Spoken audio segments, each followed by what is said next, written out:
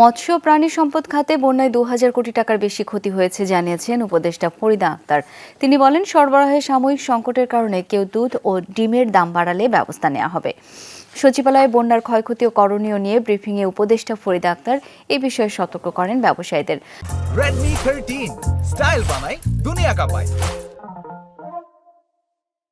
বলেন, বন্যায় ১২ জেলায় ডিম, দুধ সহ প্রাণী সম্পদ খাতে ক্ষতির পরিমাণ ৪১১ কোটি টাকা আর মৎস্য খাতে ক্ষতি ১,৫৯০ কোটি টাকা ক্ষতি হয়েছে। উপদেষ্টা বলেন, এই খাতে ক্ষতিগ্রস্ত খামারি ও উদ্যোক্তাদের সহজ শর্তে ঋণ দেওয়া হবে। এনজিওগুলো বন্যায় যেন ঋণের কিস্তি আপাতত আদায় না করে। ফরিদা আক্তার বলেন, কৃত্রিম সংকট তৈরি করে কেউ দুধ ও ডিমের দাম না বাড়ায় সে বিষয়ে সচেতন আছে মন্ত্রণালয়।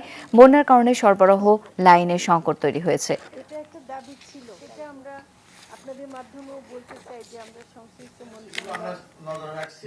মৎস্য খামারিগুলিকে সুরক্ষিত করার জন্য প্রয়োজনীয় অবকাঠামোগত সহায়তা প্রদান করা আর মুক্ত জলাশয়ে পোনা অবমুক্ত কার্যক্রমের অব্যয়িত অর্থ ব্যয়ে বন্যা কবলিত এলাকায় চাষিদের মাঝে পোনা বিতরণ করা যেতে পারে। আমরা চাই যে এই খামারিরা বা এই চাষিরা যেন কাজ করতে পারে, কারণ তারা যত বেশি ভালো উৎপাদন করতে পারবে জনগণ উপকৃত হবে।